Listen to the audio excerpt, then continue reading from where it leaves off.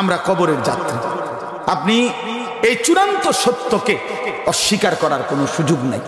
যে সত্য আমাকে গ্রহণ করতে হবে, যেই মৃত্যু আমাকে বরণ করতেই হবে, যেই কবরে আমারে যেতেই হবে, ওটারে পাশ কাইটেন না, ওটারে আড়াল করতে পারবেন না।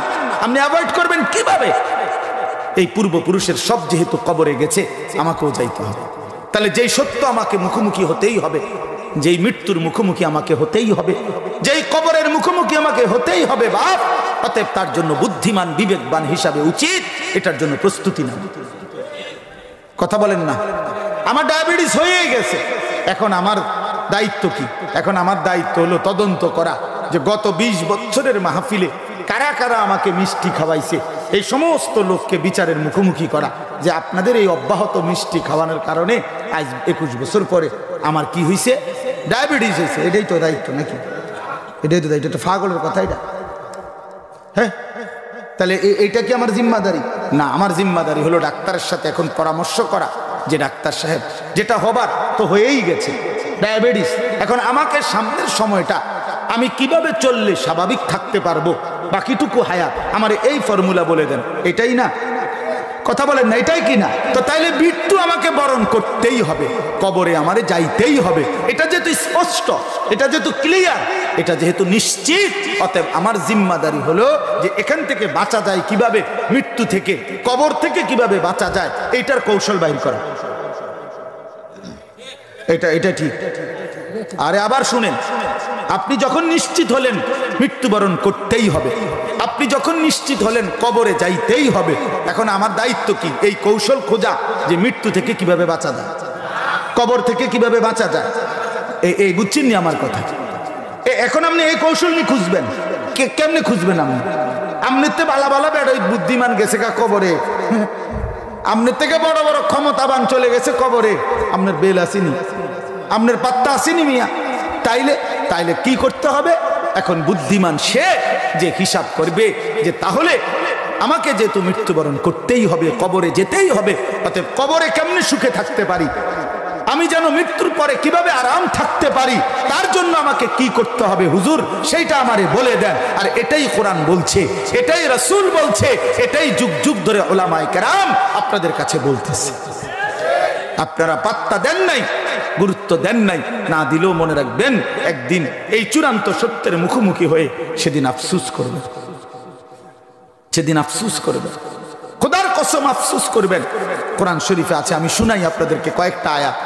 কোরআন শরীফে আছে, আল্লাহ তাআলা বলেন, ফেরেশতা যখন জাহান্নামের নাফরমান চিৎকার করবে তো ফেরেশতা জিজ্ঞেস করবে, মা সালাকাকুম ফি সাকার। এই যে আল্লাহ বলেন, ফেরেশতা জিজ্ঞাসা করবে, এই বেঈমান, তোরে কে জাহান্নামে ফেললো, কেন জাহান্নামী হলি? তো জাহান্নামী উত্তর দিবে, ক্বালু লাম নাকু মিনাল মুসাল্লিন। জাহান্নামী 1 নাম্বার জবাব দিবে, আমি নামাজি ছিলাম না। লাম নাকু মিনাল মুসাল্লিন, আমি নামাজি ছিলাম না। তাইলে সেদিন স্বীকৃতি দিবে কেন জাহান্নামী হলো, নামাজ পড়ে নাই। কোরআনুল কারীমে আল্লাহ বলেন, কাল্লা ইযা বালাগাতিত তারাকি ওয়া কিলা মান রাক। রব্বুল আলামিন বলেন, নাফরমান পাপী মালাকুল মউত আজরাইল যখন জান কবজ করতে আসবে, তখন নাফরমান পাপীর রূহটা আজরাইল এসে কলিজা থেকে রূহটা ধরে একটা টান দিয়া ছিঁড়ে ফেলবে, রূহটা ছিঁড়ে ফেলবে। ছিঁড়ে ফেললে এই রূহটা কণ্ঠনালীর কাছে এসে দাঁড়াবে, এখানে কণ্ঠনালীর কাছে এসে আটকায় যাবে। রাসূলুল্লাহ সাল্লাল্লাহু আলাইহি ওয়াসাল্লাম বলেন, আমি আপনাদের একটা জিনিস বুঝাইলে সহজে বুঝবেন। এই যে দেখেন এই টিস্যু পেপার, এটা টান দিলে খুব সহজ, এই যে বের হইতেছে খুব সহজে কিনা, কথা বলেন না? আচ্ছা, এটা বাদ দেন। এবার এইখানে দেখেন আরেকটা পলিথিন আছে, এই যে এখানে দেখছেন, মানে এটার লগে টাইট হইয়া লাগিয়া রয়েছে। এইটা যদি কেউ খুলতে চায় তেমন টান দিলেই তো বের হয়ে যাবে। কি করতে হবে? এটার টাইনা ছিটতে হবে। এই যে দেখছেন, এরকম টাইনা ছিটতে হবে না?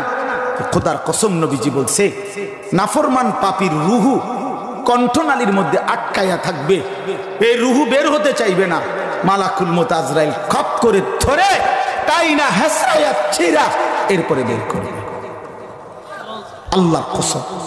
এখন কেন এই নির্মম মৃত্যু হলো, কেন এইভাবে তার রুহু ছিঁড়া বাইর করলো কেন? খোদার কসম আল্লাহ কোরআনে বলছে কারণ দুইটা।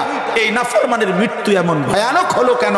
আল্লাহ নিজে বলেন ফালা সাদ্দাকা ওয়ালা সাল্লা, এই বেঈমান আমি আল্লাহরে বিশ্বাস করে নাই, ওয়ালা সাল্লা, এবং নামাজ আদায় করে নাই। এজন্য দোস্ত, তোমরা যারা নামাজ পড়ো না, মনে রাখো এই বন্ধুর কথা, বেনামাজি তোর কলজার থেকে রুহু ছিঁড়া টাইনা ফেলে দিবে।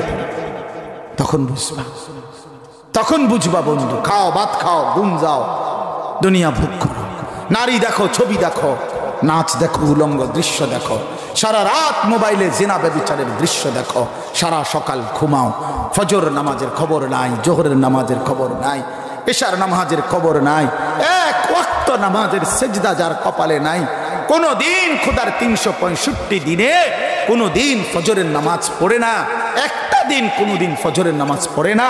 আল্লাহর কসম বন্ধু, আরেকবার আমি জানতে চাই, আমি স্পষ্ট বলতে চাই, 365 দিনে যে কোনো দিন ফজরের নামাজ পড়লো না, তুমি মানুষের বাচ্চা কিনা আমার এটা সন্দেহ হয়। বেটা, তুমি মুসলমানের বাচ্চা কিনা এটা বোঝা উচিত। ইনসাফ করে। জি জি জি, ভালো থাকেন। এটা ইনসাফের সাথে বোঝা উচিত, এটা ইনসাফের সাথে বোঝা উচিত। 365 দিন আপনি ইনসাফের সাথে ভাবেন, খোদার একটা বছর কোনোদিন ফজরের নামাজ পড়বে না। হায় হায়, এটা কি আশ্চর্য মানুষ। আরে মুসলমানের বাচ্চা, তুই এভাবে আল্লাহরে ভুললি কেমনে? এই মায়ের সন্তান আল্লাহরে এভাবে ভুললি কেমনে বন্ধু? কেমনে রে বললি ভাইয়া? মাকে মানুষ এতদিন ভুলে থাকে, বাপকে এতদিন ভুলে থাকে মানুষ। হ্যাঁ, কোন মা যদি বলে 6 মাসের পরে, পুত তুই কেমনে রে পারলি, পুত তুই আমারে একটা ফোন দিলি না গত 6টা মাসে, তুই কেমনে পারলি? আমি কি তোর সেই মা না যে মা তোরে আমি 9 মাস গর্ভে ধারণ করেছি? আমি তো সেই মা যে মা তোরে 2টা বছর বুকের দুধ খাওয়াইছি।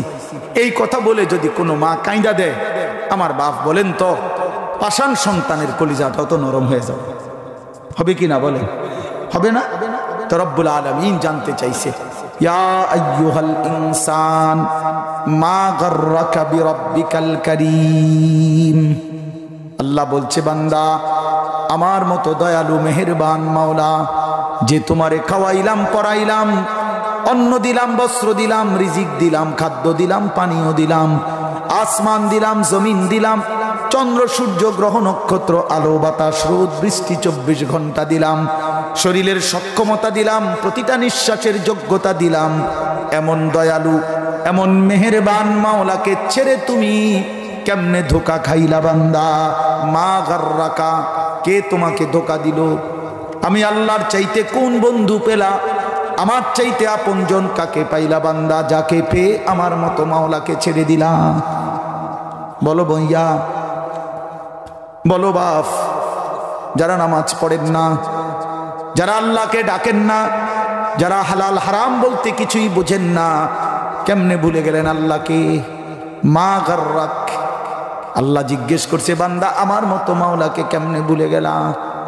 হযরত মাওলানা তারেক জামিল সাহেব বলছে, আল্লাহ যেন এরকম কাছে আইনা মাথায় পিঠে হাত বুলাইয়া এক আপন মায়ের মতো যেন বলতেছে, এই বান্দা কেমনে রে পারলি আমারে ভুলে থাকতে? একটা বছর কোনো দিন আমার ফজরের সেজদা দিলি না, একটা দিনও জানলিও না আমার ভোর হয় কখন, আমি সূর্য উঠাই কখন, আমার ফজরের আজান হয় কখন, কোনো দিন শুনলি না, কেমনে পারলাম? বলো ভাইয়া। এই জন্য দয়া করে এই রাত গভীরে ভাবতে শিখে, একজনই ভাবেন। আমি আবারও বলছি, আমি সংখ্যার কাঙ্গাল না, খুব বেশি কম এটা আমার কোনো মাথা ব্যথা না, কিন্তু একজন হলে একজনই ভাবেন। একটা যুবক ভাই তুমি ভাবো, কেন সেজদা দিলা? কেন নামাজ পড়লা? দিন রাত কত হাজার নারী দেখলে তোমার তৃপ্তি হবে ভাইয়া? কত উলঙ্গ ছবি দেখলে তোমার স্বস্তি হবে ভাইয়া? তোমার শখ মিটবে কোন দিন? তোমার তৃপ্তি হবে কোন দিন? খোদার কসম, গুনাহ তৃপ্তি দেয় না। সারা পৃথিবীর সব নারী উলঙ্গ করে দেখলেও তোমার তৃপ্তি হবে না। সারা সব সাগরের পানি মদ বানায় দিলেও নেশাখোরের তৃপ্তি হয় না, তৃপ্তি হয় না। জুয়ারি কখনো তৃপ্ত হয় না, নেশাখোর কখনো তৃপ্ত হয় না, হারামখোর কখনো তৃপ্ত হয় না। এই জন্য আমি অনুরোধ করছি, আমরা প্রত্যেকেই ফিকির করি আমাদের জিন্দেগি আখিরাত। আমরা মুসলমান, আমরা মুমিন। কোরআন শরীফে আছে, আল্লাহ তাআলা জিজ্ঞেস করছে, ফাবি আইয়ি হাদিসিন বাদাহু ইউমিনুন। প্রিয় ভাই, আমার এই শেষের কথাগুলো শুনেন। আল্লাহ তাআলা বলছে, বান্দা আমি 23টা বছর কোরআন নাজিল করেছি। আল্লাহ নিজে 23 বছর কোরআন নাজিল করছে। আল্লাহ বলছে, বান্দা আমি কোরআনে এক একটা কথা বারবার বলছি, এতবার বললাম, এতভাবে বললাম, আমার রাসূলের মাধ্যমে বললাম।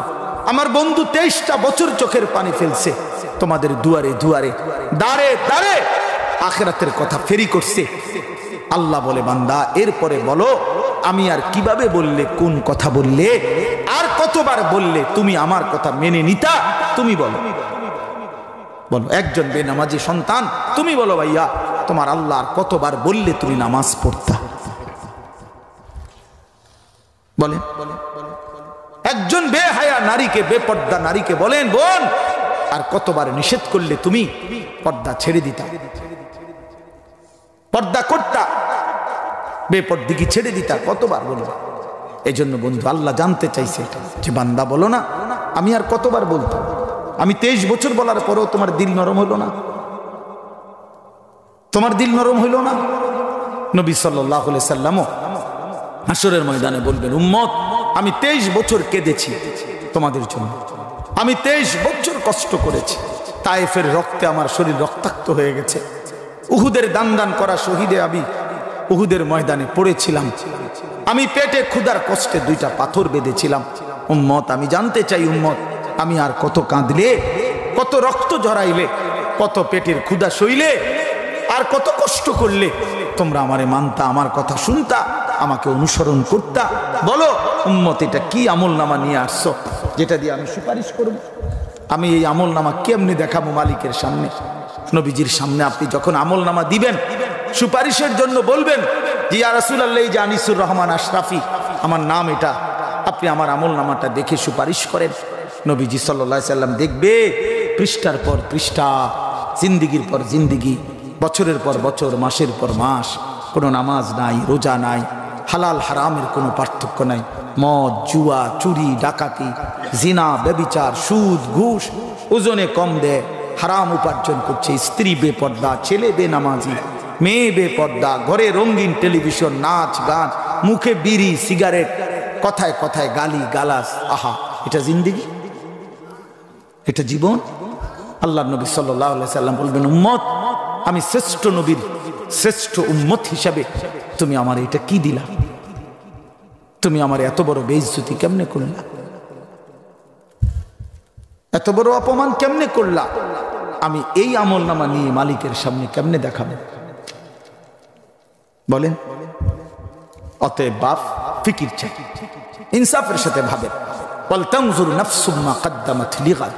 আল্লাহ বলছে, বান্দা ভেবে দেখো আজকের দুনিয়া থেকে আগামীকালকের আখিরাতের জন্য কি পাঠিয়েছো। নবীজি বলছেন, আল কাইয়িসু মান দানা নাফসাহু ওয়া আমিলা লিমা বাদাল মাউত।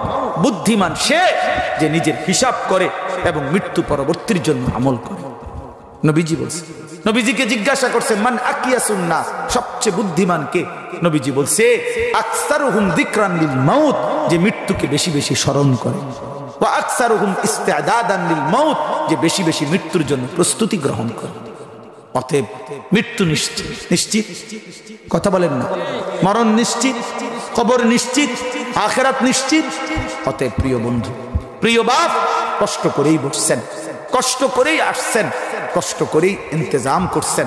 আপনাদের এই ভালোবাসা, আপনাদের এই আশা, আপনাদের এই আন্তরিকতা, এটা যেন কাজে লাগে।